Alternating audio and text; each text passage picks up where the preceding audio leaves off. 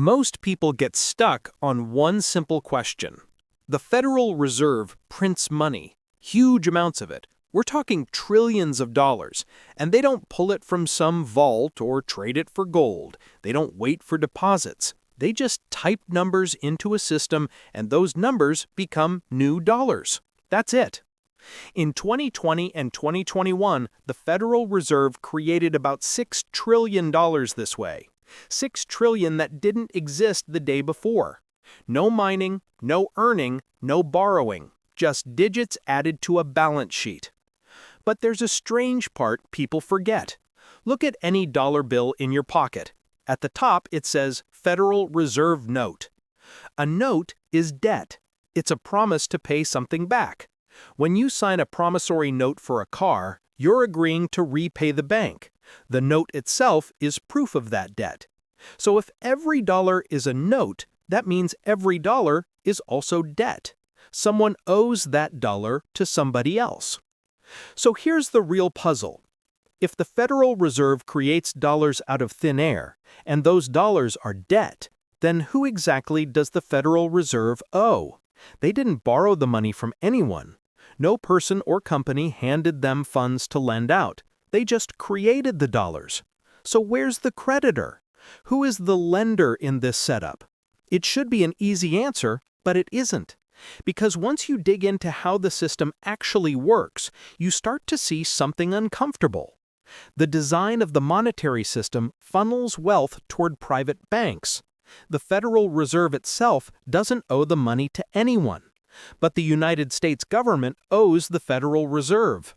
And the Federal Reserve is owned by private banks. That means the government borrows money that was invented from nothing, then pays interest on that invented money forever. And that interest comes from taxes, your taxes. This arrangement has been running for more than a century. It's one of the most effective financial schemes ever set up, and it sits right out in the open. Yet most people have no clue it even exists. It shapes how money comes into existence, who gets to control it, and why the national debt never drops to zero. Because if the national debt ever disappeared completely, the money supply would disappear. With it, the whole system needs constant debt and constant interest payments to keep going, and that burden eventually lands on regular people. Before figuring out who the Federal Reserve owes, you need to know what the Federal Reserve actually is. A lot of people assume it's a government branch, something like the Treasury Department or the IRS. But that's not how it works. The Federal Reserve is a private banking structure. It was set up in 1913 through the Federal Reserve Act. Bankers had a major hand in building it, and the whole point was to give the banking industry control over the nation's money supply. The Federal Reserve System has 12 regional banks: New York, Chicago, San Francisco, Philadelphia, Boston, and 7 more.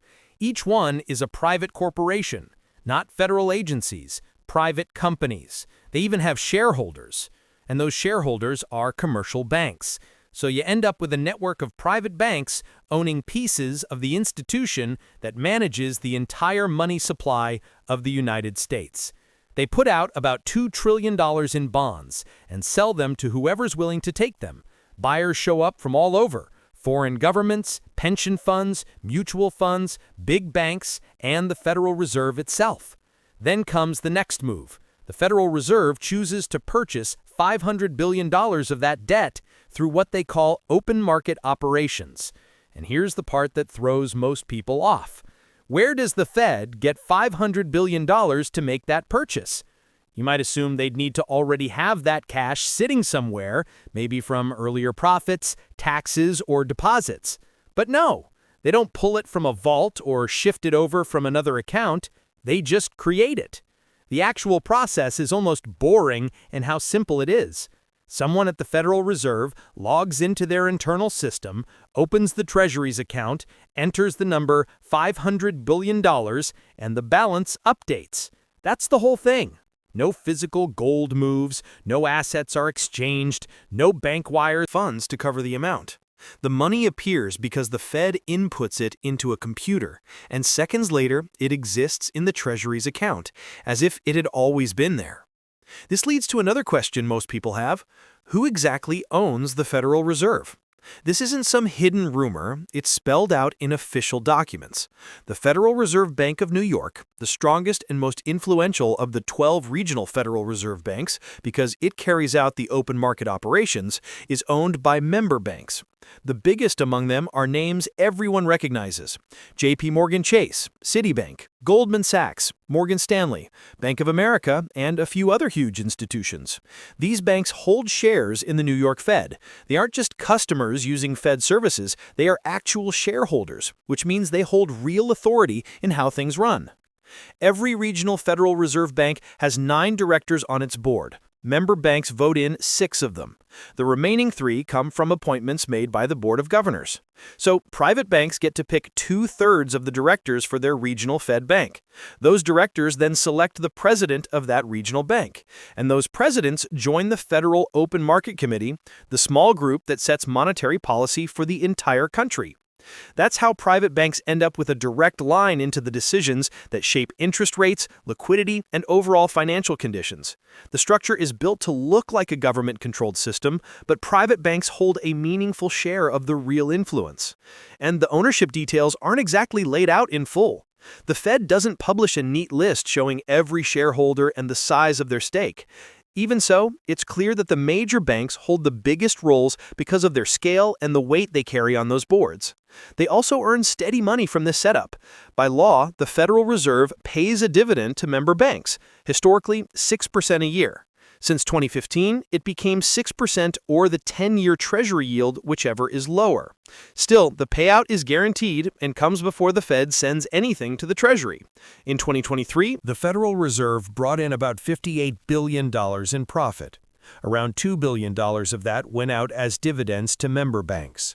The remaining $56 billion was passed on to the Treasury. And here's the part many people never think about, even though it's right in front of them. That $58 billion in profit came from interest on Treasury bonds the Fed already holds. Those bonds were bought with money the Fed created out of thin air, money that cost them nothing. The cycle works like this. The Federal Reserve prints new dollars, uses those dollars to pick up government bonds, earns interest on those same bonds, pays itself and its member banks first, and only after that sends whatever remains to the Treasury. It runs like a well-oiled scheme. They earn steady income from creating money that requires no real cost, while the government, meaning taxpayers, keeps paying interest without end. To see how the transfer works, follow the cash from the moment it appears to the moment someone pockets the profit. Suppose the Federal Reserve creates $500 billion out of nothing. No materials, no labor, no expense. They then use that $500 billion to buy Treasury bonds. The government suddenly has $500 billion to spend on programs, salaries, contracts, and everything else that keeps the economy moving. People get paid, businesses stay busy, money circulates. But now the government owes that same $500 billion back, plus interest. Assume a 3% rate. That means $15 billion has to be paid every single year. And where does the government find that $15 billion? From tax revenue. Income tax, payroll tax, corporate tax, all the usual sources. Every year, over $1 trillion of federal tax money goes toward interest on the national debt. That huge sum could support infrastructure, education, or health care, but instead it gets funneled into interest payments. A large piece of that stream goes straight to the Federal Reserve. By 2023, the Federal Reserve held roughly $5 trillion in Treasury bonds on its balance sheet. With average rates around 2 to 3%, that position generated about $100 to $150 billion per year in interest. Think about that. The Fed collects $100 to $150 billion in interest from the government on assets purchased with money they invented at zero cost. What happens to all that income? First, they cover their operating costs, staff, buildings, systems, roughly $5 billion per year. Then they issue the 6% dividend owed to the member banks, which adds up to about $2 billion annually. After that, they keep a bit as surplus capital. The leftovers go to the Treasury. In 2023, the Fed sent about $56 billion to the Treasury, but run the numbers. They brought in around $150 billion, kept about $5 billion for operations and capital, paid $2 billion to the member banks, and sent $56 billion back. That totals around $63 billion. The remaining $87 billion in this rough sketch still reflects the larger point. Enormous interest income flows in from money that cost them nothing to create. And here's where it hits your wallet. That interest is funded by taxes you pay. You work and earn your paycheck. The government takes its share.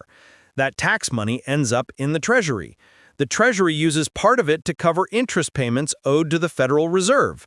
The Fed collects the money, its member banks receive their dividends. So cash moves from your paycheck through the federal tax system into the Federal Reserve and finally into the private banks that hold ownership stakes in it. That's the actual path of wealth transfer. You work, banks take the gain, and the whole setup runs on the Federal Reserve's power to create money and charge interest on it. This scheme has been running for more than a century, shifting trillions of dollars from taxpayers into the banking system without breaking a single law because the laws were written to protect that very structure. And there's a detail most people never look at closely. The national debt isn't meant to be paid off at all. It's not about careless politicians or wasteful spending. The deeper issue is that the monetary system itself is built to keep debt permanent. Here's the simple logic. Every dollar that exists came into the world because the Federal Reserve bought debt, usually government debt. When the Fed purchases a treasury bond, it creates new dollars on spot and pushes them into circulation. That's the birth of every dollar you've ever held. So each dollar in the system is tied to debt someone owes to the Federal Reserve. If you totaled all the dollars out there, that number would match the total debt tied to the Fed's balance sheet. Now picture the U.S. government trying to wipe out the entire national debt. They would need to pull in huge amounts of dollars through taxes or other income, then hand those dollars back to the Federal Reserve when paying off the bonds. The Fed would take the money and cancel the bonds. But once the Fed receives those dollars, they vanish. They're deleted from the money supply because their only purpose was to back the debt the Fed bought in the first place. Paying off the debt erases the dollars. It's like reversing the creation process. Once the bond is gone, the dollars tied to it go with it. So if the national debt were paid in full, almost every circulating dollar would end up back at the Fed and be destroyed. The money supply would crash to zero. Businesses wouldn't have cash for payroll. People wouldn't have money in their accounts. Stores wouldn't have dollars flowing in. The entire economy would hit a wall instantly. That's why the national debt has climbed every single year since 1913, except during that short stretch in the 1830s under Andrew Jackson, long before the Federal Reserve existed. The debt can't drop in a significant way because shrinking the debt pulls dollars out of the system, and a shrinking money supply chokes the economy. A growing economy needs more dollars in motion. But in this system, the only path to more dollars is more borrowing from the Federal Reserve. More borrowing means more debt, and the system depends on that cycle to stay alive. It's not an accident. It's built into the foundation. And there's another piece that makes the situation even stranger. When the Federal Reserve creates money, say $500 billion, and lends it to the government doesn't just owe the $500 billion, it also owes interest, maybe 3% a year. That's $15 billion annually. But the Federal Reserve only created the $500 billion. It didn't create the extra $15 billion needed to pay interest. That money doesn't exist yet, so the government has to find it somewhere, which usually means more borrowing, which means more debt, which again means more money created out of new debt. And that's how the cycle keeps feeding itself. Money only moves if dollars already in the system get shifted around, so someone has to take on new debt for more dollars to appear. Or the government has to borrow even more, which piles on interest and forces another round of borrowing. It works like a loop that keeps tightening. Each time new money shows up, the debt tied to it grows faster than the money itself. If the Fed pushes out $500 billion in principal, but the government owes $515 billion with interest, there's a built-in $15 billion gap. And the only way to plug that hole is to create more debt. That new debt brings more interest, which makes an even bigger hole the next time around. The money supply can't keep up because interest never comes packaged with the principal. That's how you end up with a national debt of $36 trillion that keeps rising by about $2 trillion every year, even while almost $5 trillion in taxes gets collected. The numbers don't line up because the structure isn't meant to balance. It keeps pushing the country into deeper debt, so interest payments never stop. And all that interest becomes a steady flow of money from taxpayers straight to the Federal Reserve and the banks tied to it. A few presidents figured out what was going on and tried to break the cycle. None of them had a smooth ending. Back in 1835, Andrew Jackson managed to wipe out the national debt completely, still the only president who ever did it. He shut down the Second Bank of the United States by refusing to renew its charter. That bank acted as the central bank of the era. He called it a nest of corruption and blocked its renewal. When it disappeared, there was no central bank pumping out debt-based money, so Jackson could clear the national debt using revenue from land sales and tariffs. For a short stretch, the United States had no national debt at all. You know how this ended. Then came the Panic of 1837. A brutal economic crash hit the country. Without a new wave of debt, the money supply shrank fast, and the economy followed. Jackson's victory exposed the flaw of a debt-driven system. If you remove the debt, you also remove the money that depends on it. In 1963, John F. Kennedy tried a different approach. He signed Executive Order 11110, letting the Treasury issue silver-backed certificates without involving the Federal Reserve. His goal was simple: give the government the power to create its own money instead of borrowing it. About $4 billion in United States notes were printed. They were marked United States Note, not Federal Reserve Note, because they weren't born from debt. They were government money. 5 months later, Kennedy was assassinated. When Lyndon Johnson took office, one of his early moves was to stop the release of those notes. The $4 billion already printed were pulled from circulation without fanfare. Federal Reserve notes became the only money again. Maybe that was chance, maybe not. But every president who tried to push back against the Federal Reserve's control ran into heavy consequences. Abraham Lincoln issued greenbacks during the Civil War. Government printed debt-free currency. He, too, was assassinated. Critics often point back to how James Garfield warned in public about the risks of private groups controlling the nation's money. He said, "Whoever controls the money supply controls the nation." Months later, he was killed. And people who hold this view fold his death into a larger pattern. In their telling, presidents who pushed back against powerful financial interests ended up meeting violent ends, while the Federal Reserve kept its authority untouched. From that angle, the follow-up question shows up fast. If the Federal Reserve creates dollars out of nothing, who exactly is on the other side of that debt? Supporters of this critique say the answer is simple: no one. In their view, the Fed brings new money into existence without borrowing it from anyone. There's no outside lender, no individual creditor. The Fed issues dollars, and that's that. But they also argue that the government still ends up owing the Federal Reserve because of how bond purchases work. When the Fed buys a government bond, they say it creates the dollars needed for the purchase on the spot. The government gets the funds, but now owes the bond's principal and interest. And since the Federal Reserve has private member banks behind it, these critics frame the situation like this: private banks, through the Fed, create money from nothing, hand it to the government, and then the government must pay interest using tax revenue. From that point of view, every tax payment partly serves as interest to a private financial network. People who accept this view say every Federal Reserve note in your wallet is tied to debt, evidence of money the government owes. And they take it further. If the government ever tried to clear the entire balance, all the dollars tied to that debt would vanish.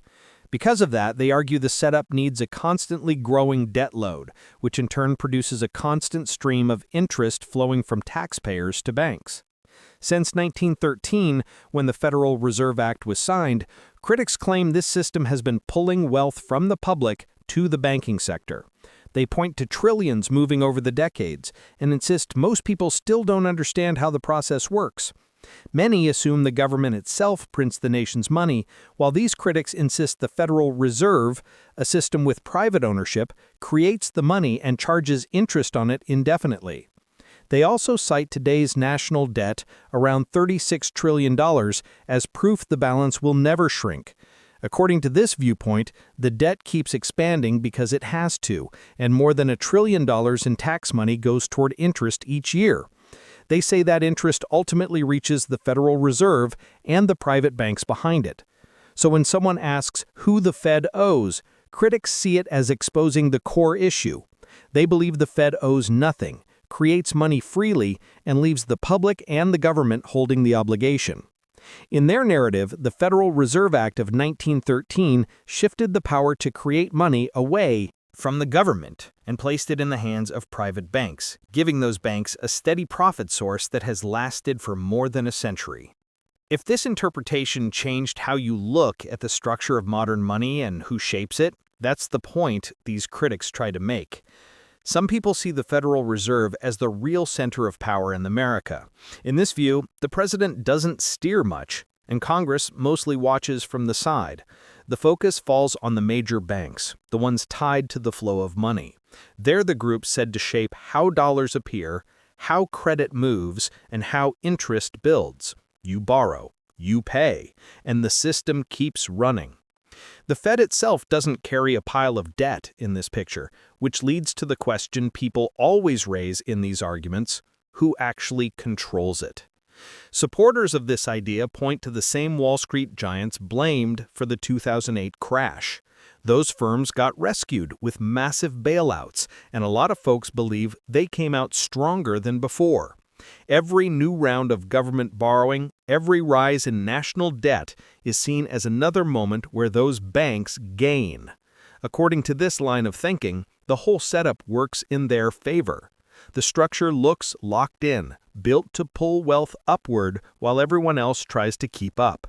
And as long as the system stays the same, the money keeps moving the same direction, leaving people feeling like they're stuck paying into something they never had a say in.